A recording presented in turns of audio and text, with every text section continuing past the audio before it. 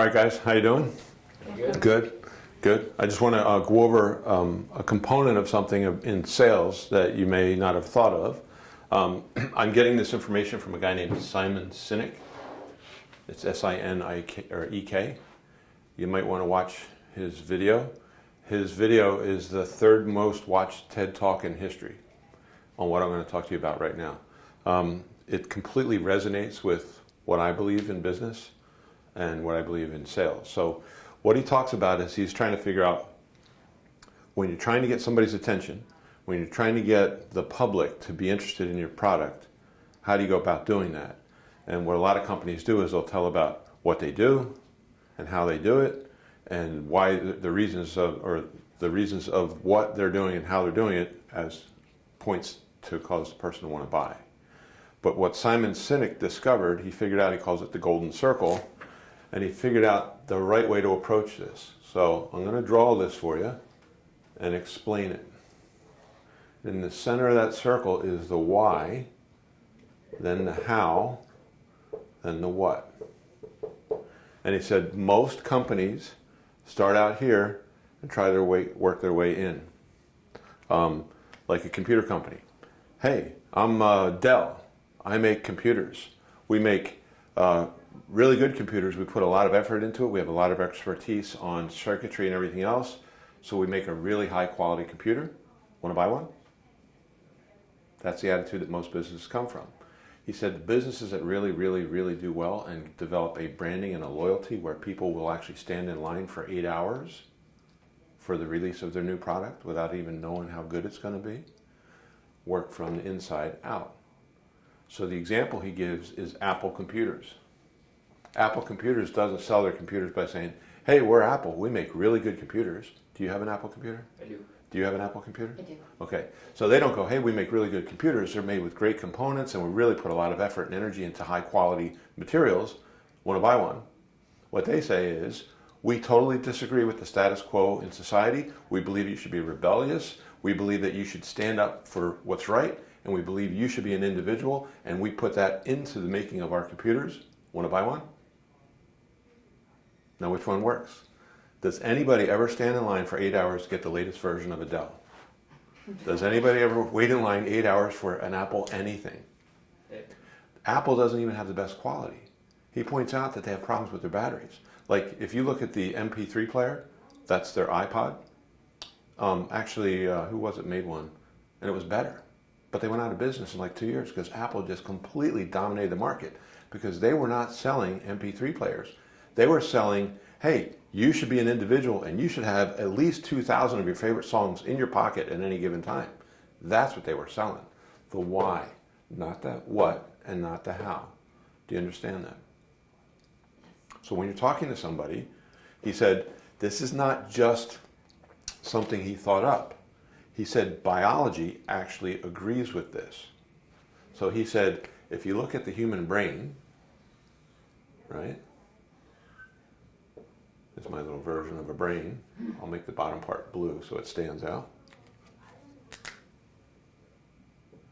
And then it goes into the brain stem. This is called the limbic system, and this is called the cortex. The cortex does equations, facts and figures, and language.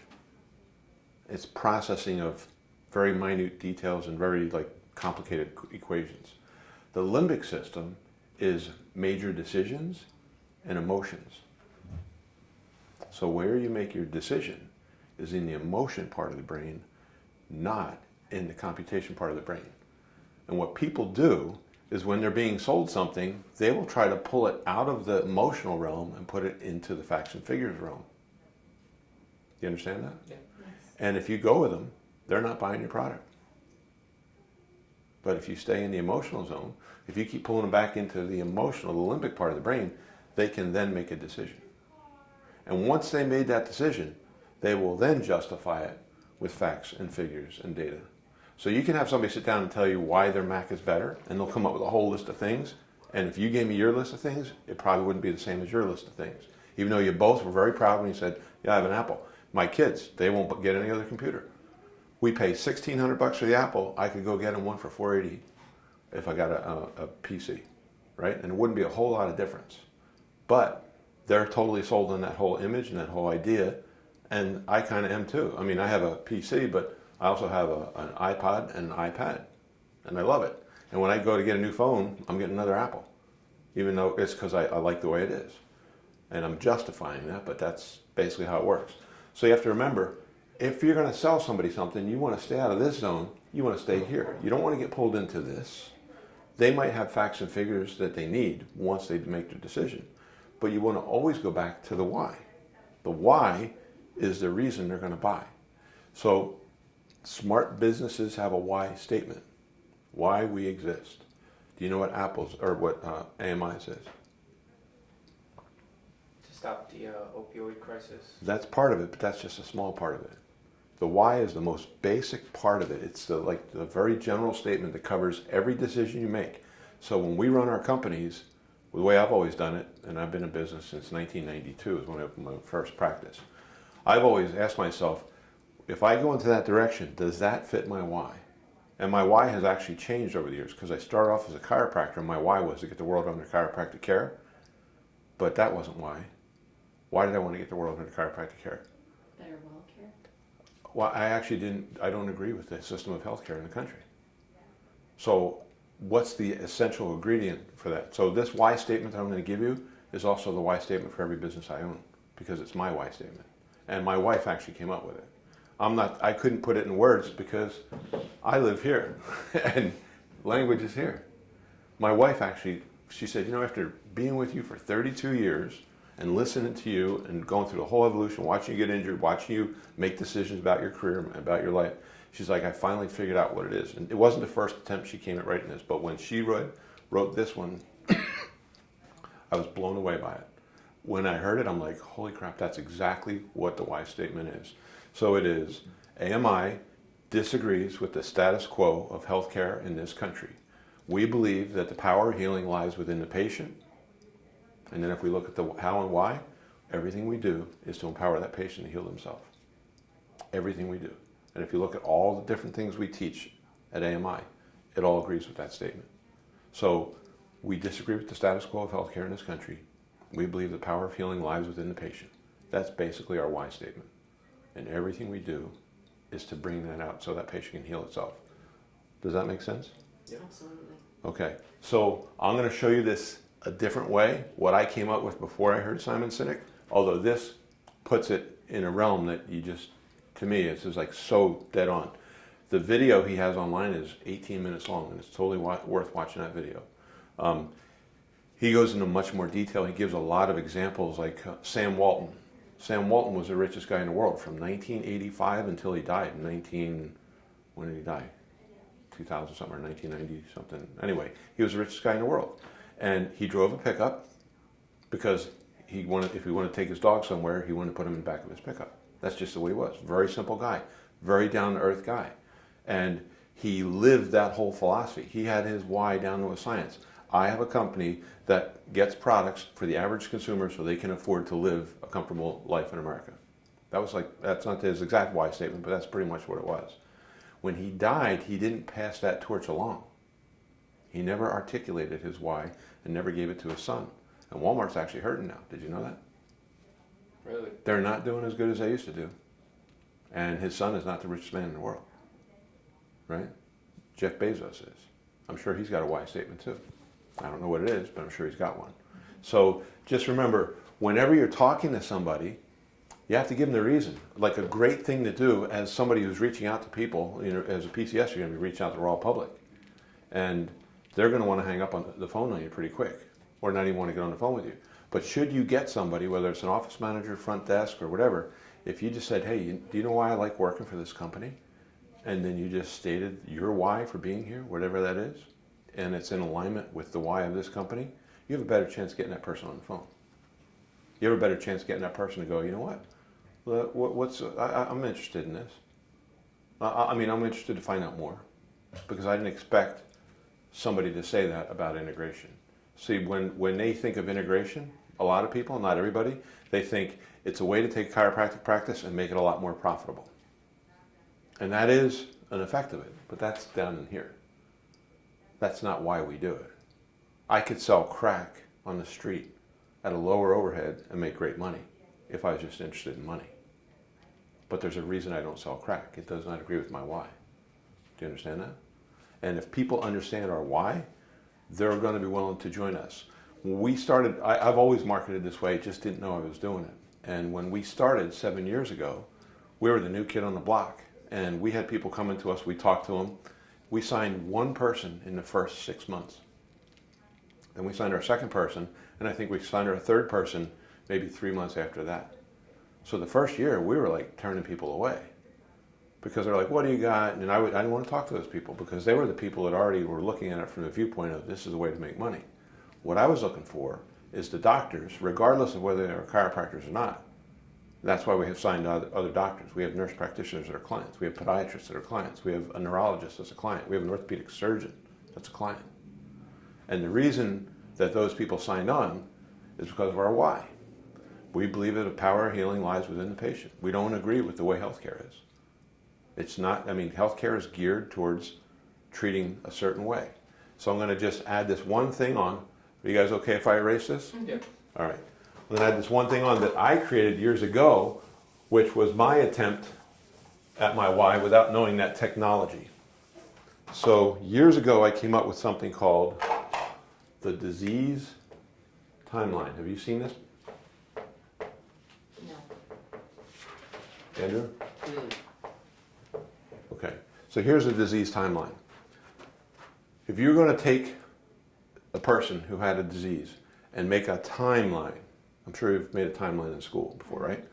You would have a day the disease started, right? And then you would have a period of time that elapsed, and the day the disease ended. What usually happens on that day?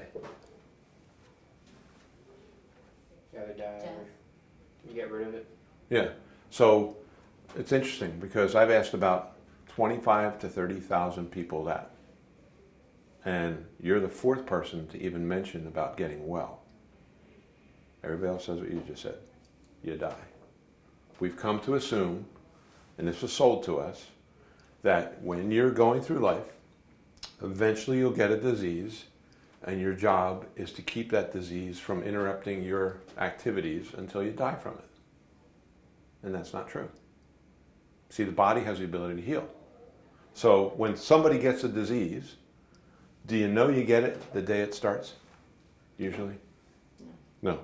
Where, if this is the halfway point, where does that first symptom usually occur? In the first half or the second half of most diseases? I'd call it right in the middle. Right in the middle? Yeah. What would you think? I'd say closer to the end. Closer to the end? I'm going to give you two statistics, then I'll answer that question again. I'll let you guys answer. Okay? The leading cause of death in the United States is heart disease. Did you know that? Yep. 700,000 Americans die of heart disease every year. 350,000 of those people, half of the people who die from heart disease, all had the same first symptom. What was it? The heart attack that killed them. So half of the leading cause of death, the first symptom shows up right there. What's the second leading cause of death in the United States? Do you know? Drugs. Yeah, actually it is, but the official leading cause of death is cancer. That's number 2. Do you know anybody had cancer? Yeah. So you're both qualified to answer this question. Can you have tumors and not have a symptom? Yes. For how long? Till you're gone. Yeah. So how long could that be? Decades. Decades. So you're lucky with most diseases. So let me ask again. They usually occur in the first half or second half, because that's the 2 leading causes of death right off the bat. And this is where we're saying that the cancer symptoms show up, if you're lucky. So do most of those diseases have symptoms in the first half or the second half of the disease? Second half. Yeah. And probably the second half of the second half of the second half. Do you understand that? Mm-hmm. And what do we do in this country? When they get the symptoms, we don't give them something that fixes it. We give them something that covers up the symptoms. That's why our healthcare system, that's why I disagree with the status quo of healthcare in this country. Because the body was designed to heal. And the doctor's job is to figure out why it's not healing. There's a guy named Deepak Chopra. Have you ever heard of him? Yes. He's a medical doctor from Harvard. Very, very, very smart guy. And he says the doctor's number one tool is the patient's body because it has the ability to heal. Did you ever break a bone in your life? Yeah. What'd you break? My leg. Did you ever break a bone in your life? Several. Okay. So that doesn't feel good when they break, right? I don't know. When you broke your leg, what'd you do? I mean, how did you handle it? I went straight down to the floor. Okay. And then how'd you get it to heal? I put a cast on it, ice compression. You put the rest. cast on I mean, it? I did. The doctor did. So the doctor fixed it? Yeah. Okay. Yeah. Did the doctor grow the bones back together? Technically, no. Yeah. If you didn't put the cast on it, would they have grown back together? Yeah, but not in the right way. That's right. So what did the doctor do? He aided it. He improved the way it healed. But who healed it? Myself. That's right. Do you understand that? This is the fundamental of what AMI is all about. That exact scenario. People have the ability to heal. Doctor's job is to just assist it and figure out why they're not doing it. And if our healthcare shifted to that, it would be a lot better than what it is right now. All we're doing right now is we're covering things up. We're blaming everything on a chemical deficiency and we're covering up the symptoms. Do you understand that? Yeah. So does that make sense now when I say the why is more important than the how or the what? Yep. So when you're talking to somebody, you always want to make sure that conversation touches on the why of why you like to work here or why this company exists. And you will get more traction doing that than anything else. Do you understand that? Do you have any questions about that? Okay. That's all I had to tell you. Thanks for listening.